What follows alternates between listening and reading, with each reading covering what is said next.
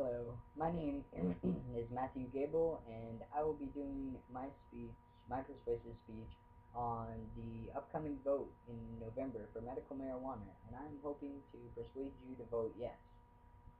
Some of the information surrounding medical marijuana has been slandered by the U.S. government. One good example of this is Reefer Madness, a 30s movie that was used to put a bad name to medical marijuana.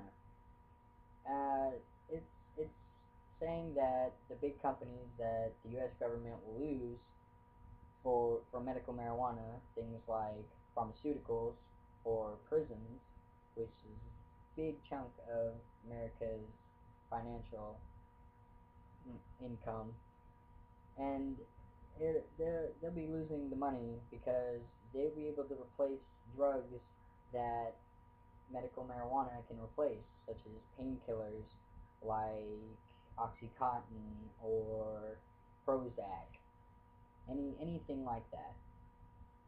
Painkillers are also highly addictive, which medical marijuana is not addicting. It does not cause your body to need the substance, which most pharmaceutical painkillers do that because they are from the poppy plant, opium.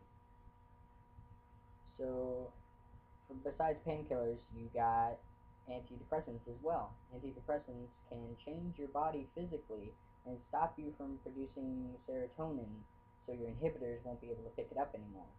And that's definitely unhealthy for the body. It's dangerous to in many of the drugs that pharmaceutical companies give out. You can OD on, which medical marijuana you cannot OD from. You cannot smoke enough marijuana to kill yourself. I mean, you can die while after the act of using medical marijuana, but then they'll just write that down as you died of medical marijuana, which isn't true.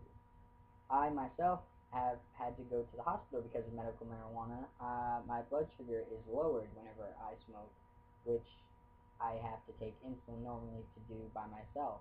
And that'll be one less thing for pharmaceuticals, so they will in fact be losing more money.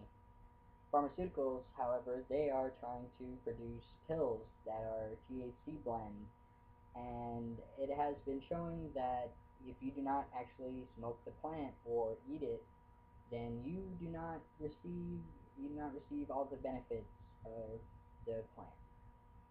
So there are also many different ways to use marijuana. You don't have to smoke it. That's a big thing for a lot of people. Smoking it is, they say, barbaric and not needed, but it affects the brain in 8 seconds after doing it. It starts working on the body, so it's faster than pills, and it's if if you take away all those different pills, then you take away the possibility of ODing, and there is 38,000 people dying each year from ODing.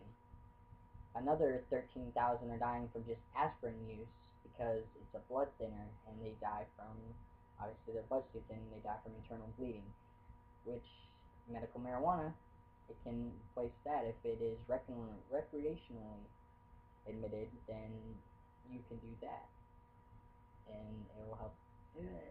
Another thing besides aspirin that it takes care of is alcohol. Alcohol kills thousands of people just like ODing does. If it replaces alcohol because we use alcohol as a stress reliever, and medical marijuana, it does that. It relieves your stress. This this these medical uh, things have not been tested because medical marijuana hasn't been around for too long. I mean, as far as being legal and everything, so the studies have been minimal, but they do test mostly on animals. If you would like to help with medical marijuana, you can donate to the site medicalmarijuanatampa.com. They are actually doing a class right now that you can take to grow medical marijuana and get a license to be at a dispensary. And if you want to help, you can donate to them, or just try and spread the word around. Let people know that medical marijuana is not that bad of a thing. It does not do as badly as, say, painkillers do or antidepressants. So hopefully this November when you vote, I hope you vote yes for medical marijuana. Thank you.